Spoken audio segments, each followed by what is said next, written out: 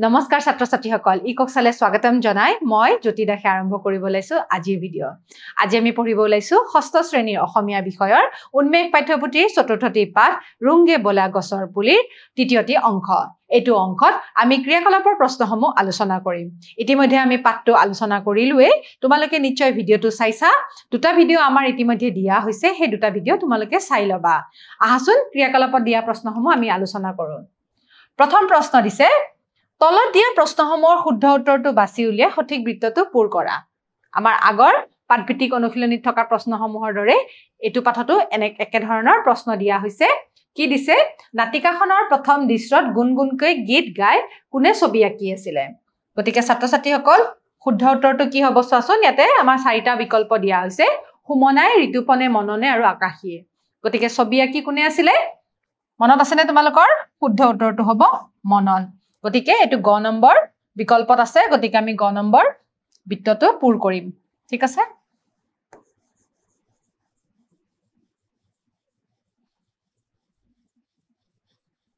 এদৰে আমি সম্পূৰ্ণভাৱে গ নম্বৰ বৃত্তটো পূৰ কৰো হা ঠিক আছে তাৰ পিছৰ প্ৰশ্নটোলৈ যাওঁ হুমনে সকলোকে হাতে হাতে কুৰ খন্তি হাতুৰা লৈ আহিবলৈ কিয় কৈছিলে ঠিক আছে গছৰ পুলিত পানী দিবৰ বাবে শুকান গোবৰ গুৰি কৰিবৰ বাবে গছৰ পুলি ৰুবৰ বাবে গছৰ পুলিবোৰ জেউৰাৰ বেৰিবৰ বাবে গতিকে কুৰ খন্তি আৰু হাতুৰা লৈ আহিবৰ কাৰণে এটো কাৰণে কোৱা হৈছিল যে গছৰ পুলি ৰুবৰ বাবে গতিকে চাৰিটা বিকল্পৰ আমাৰ গ নম্বৰ বিকল্পটো হ'ব শুদ্ধ উত্তৰ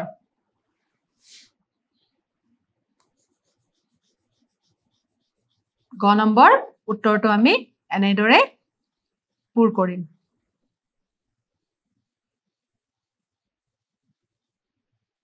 ঠিক আছে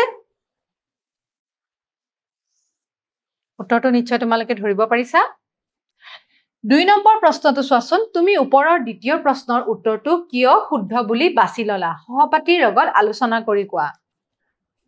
মানে এই প্ৰশ্নটোৰ কথা কৈছে যে হুমনাই সকলোকে হাতে হাতে কুৰ খন্তি হাতুৰা লৈ আহিবলৈ গছৰ পুলি ৰুবৰ বাবে কোৱা হৈছিল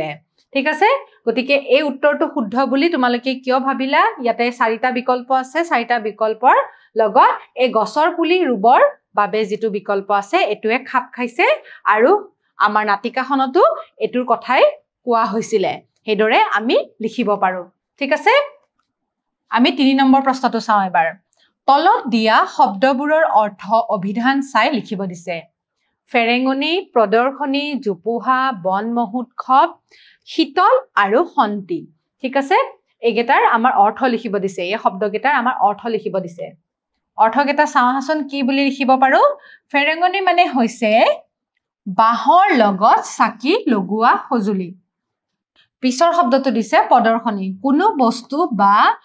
কাম জনসাধাৰণৰ আগত প্ৰদৰ্শন কৰা কাৰ্য ঠিক আছে জুপুহা শব্দৰ অৰ্থ হৈছে সৰু গছপুলি দৰে ভৰা ঠাই ঠিক আছে বন মহোৎসৱ মানে হৈছে গছ ৰুৱাৰ উৎসৱ শীতল শব্দৰ অৰ্থ হৈছে ঠাণ্ডা খন্তি শব্দৰ অৰ্থ হৈছে মাটি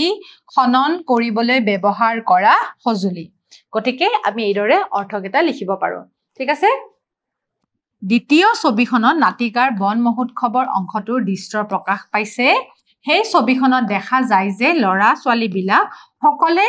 হাতে হাতে সজুলি লৈ গছ ৰুৱাৰ কাৰ্যত ব্যস্ত হৈ পৰিছে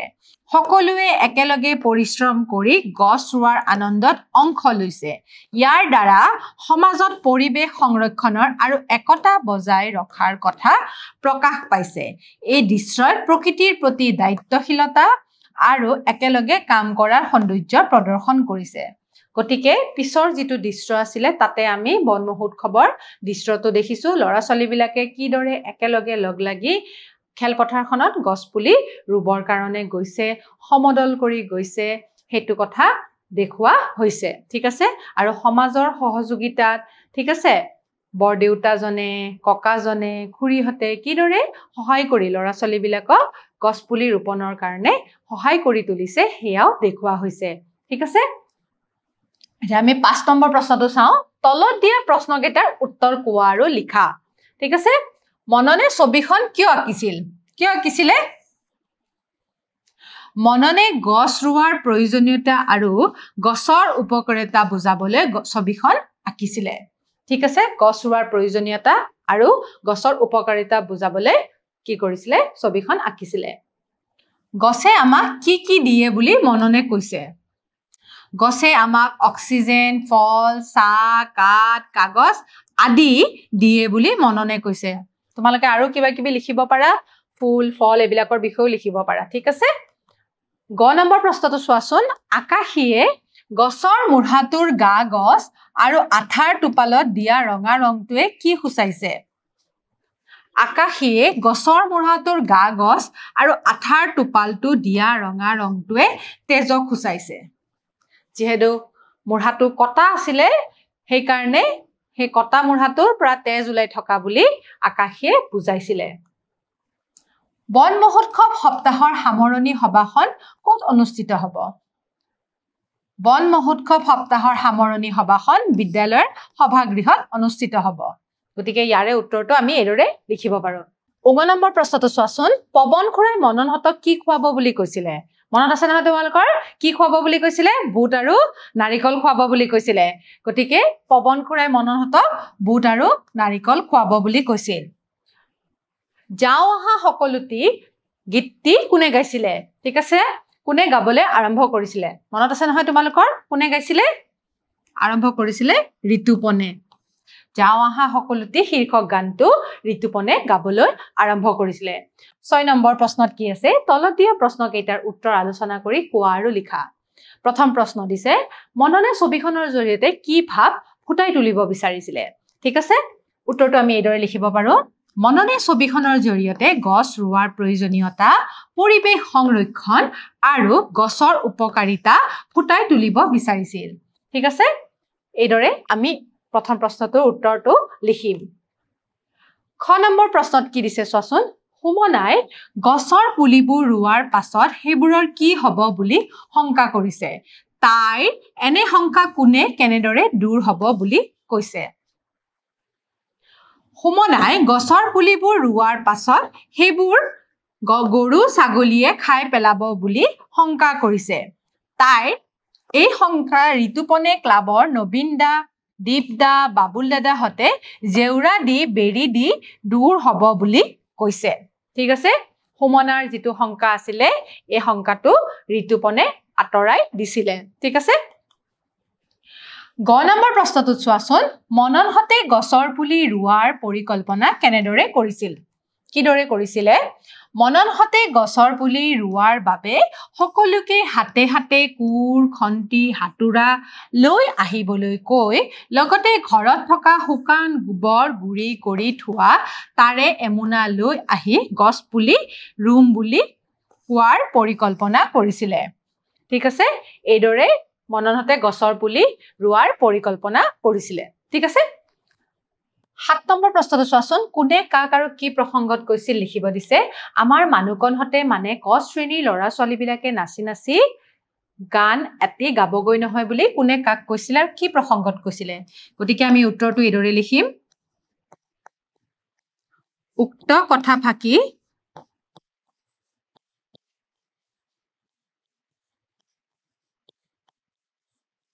উক্ত কথাষাৰি ঋতুপনে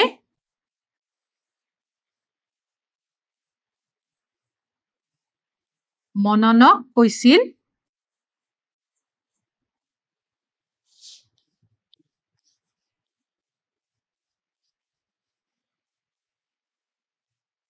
বন মহোৎসৱ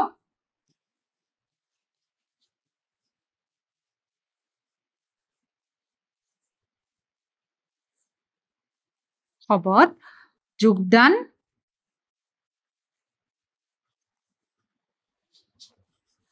কৰাৰ প্ৰসংগত কৈছিল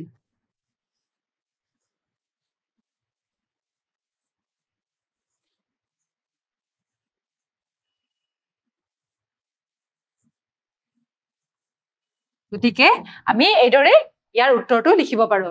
তাৰ পিছৰ প্ৰশ্নটোলৈ যাওঁ তোমালোকৰ ঘৰত যে শুকান গোবৰৰ গুৰি কৰি থোৱা আছে তাৰে এমুনা লৈ আহিবা গতিকে উত্তৰটো হ'ব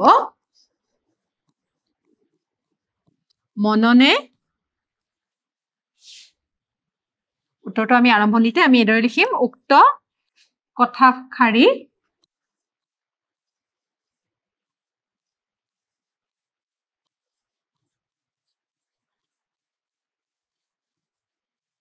মননে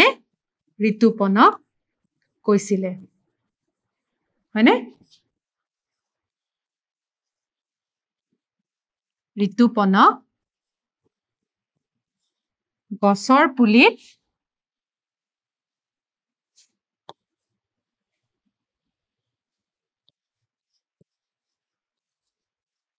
গছৰ পুলিসমূহত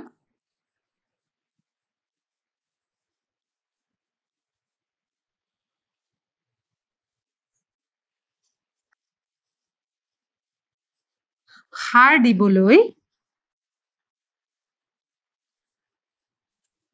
শুকান গোবৰৰ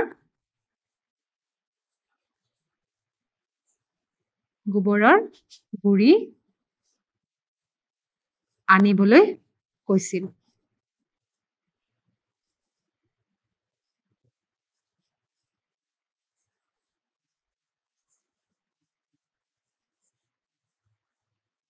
হ'ব গতিকে আমি এইদৰে এই প্ৰশ্নটোৰ উত্তৰটো লিখিব পাৰো তাৰ পিছৰ প্ৰশ্নটো চোৱাচোন কংখৰ লগত খংখ মিলোৱা কংখত কি দিছে চোৱাচোন মালতী পেহীয়ে খুব ভাল পাইছিল আছিল পকা কল এঠুকা পঠাই দিব চুলিৰ নিচিনা লাগিছিল মাননীয় ৰাইজ আজিৰ পৰা বন মহোৎসৱ আৰম্ভ বিলাতী মধুৰীৰ পুলি কেইটামান দি পঠাইছে গতিকে ইয়াৰে উত্তৰটো আমাৰ হ'ব এইটো ঠিক আছে জুপুহা হৈ থকা পাতখিনি কোৰ লগত মিলিব চুলিৰ নিচিনা লাগিছিল ঠিক আছে ঘোষকে কব মাননীয় ৰাইজ আজিৰ পৰা বন মহোৎসৱ আৰম্ভ হৈছে মানিক বৰদেউতাই কথাটো শুনি খুব ভাল পাইছে জগত খুৰাৰ খুৰীয়েও পকা কল এঠুকা পঠাই দিব গতিকে আমি ক অংশৰ লগত খ অংশটো এইদৰে মিলাব পাৰো ঠিক আছে 9 নম্বৰ প্ৰশ্নটো চোৱাচোন নাটিকাখনত পোৱা ভাৱৰীয়াসকলৰ নামসমূহ বিচাৰি উলিয়াই এখন তালিকা প্ৰস্তুত কৰা আমি প্ৰথম দৃশ্যটো কিছু চৰিত্ৰৰ নাম পাইছিলো দ্বিতীয় দৃশ্যটো পাইছিলো সেই চৰিত্ৰসমূহৰ নাম ইয়াতে আমি লিখিম ঠিক আছে কিছু চৰিত্ৰৰ নাম মই লিখি দিছো তোমালোকে কিছু চৰিত্ৰৰ নাম তোমালোকে পাত্ৰিৰ পৰা উলিয়াই লবা ঠিক আছে আমি কি পাইছিলো সুমনা তাৰ পিছত মনন ঋতুপন সায়েৰা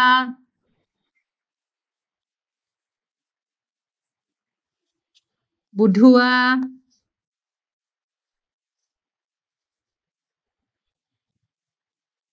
মনাশ্ৰী ঠিক আছে আৰু বাকিখিনি নাম তোমালোকে পাত্তি পঢ়ি পেলে উলিয়াই লবা ঠিক আছে তাৰ পিছৰ প্ৰশ্নটোলৈ যাওঁ এবাৰ আমি ভাষা অধ্যয়ন অংশটো পঢ়িব ওলাইছো জানো আহা হেন্দুৰী আমজোপা আমাৰ চুবুৰীৰ সুমাজত আছে আমাৰ চুবুৰীটো বৰ ধুনীয়া মানিক বৰদেউতাৰ ঠেলা গাড়ীখন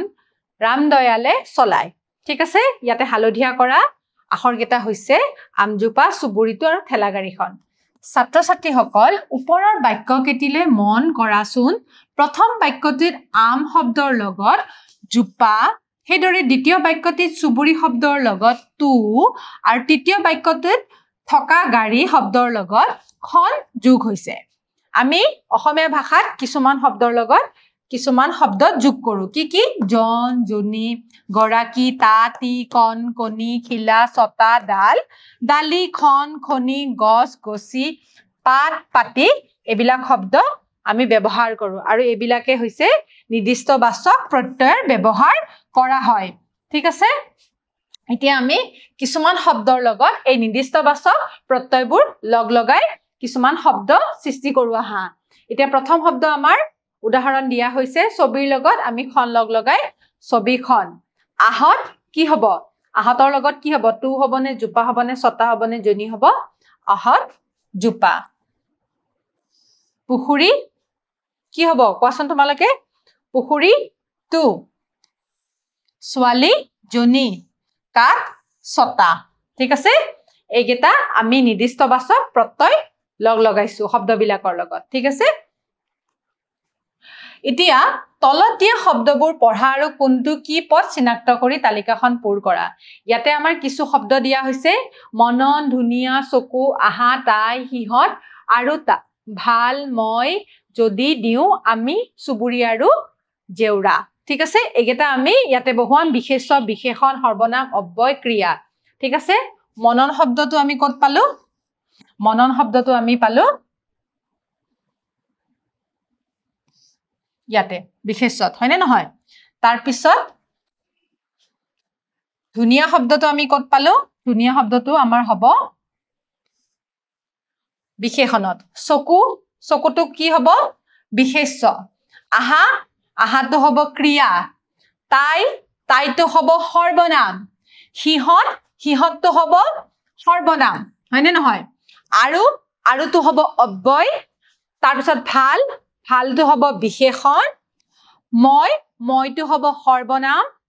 যদি যদিটো হ'ব অব্যয় দিউ দিউটো হ'ব ক্ৰিয়া আমি আমিটো হ'ব সৰ্বনাম চুবুৰী আৰু জেউৰা হ'ব বিশেষ্য পদত ঠিক আছে গতিকে এই শব্দবোৰ আমি এই তালিকাখনত এইদৰে পূৰ কৰি লম ঠিক আছে কোনটো কোনটো পদত বহিব হে আমি এইদৰে লিখি লম হ'ব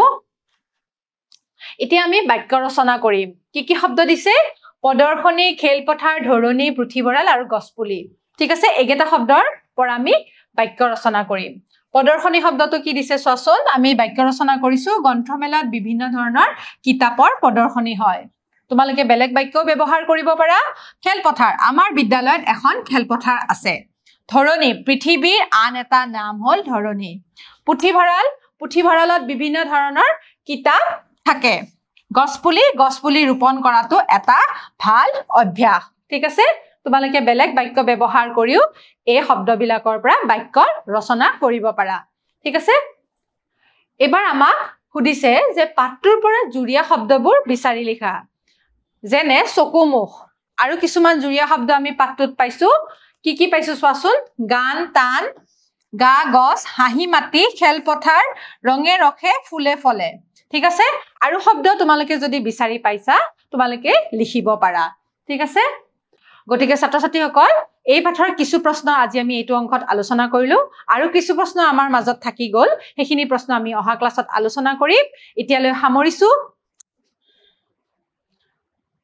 গতিকে ছাত্ৰ ছাত্ৰীসকল আমি আজি এই পাঠৰ কিছু প্ৰশ্ন আলোচনা কৰিলো বাকি ৰৈ যোৱা প্ৰশ্নসমূহ আমি অহা ক্লাছত আলোচনা কৰিম তেতিয়ালৈ সামৰিছো নমস্কাৰ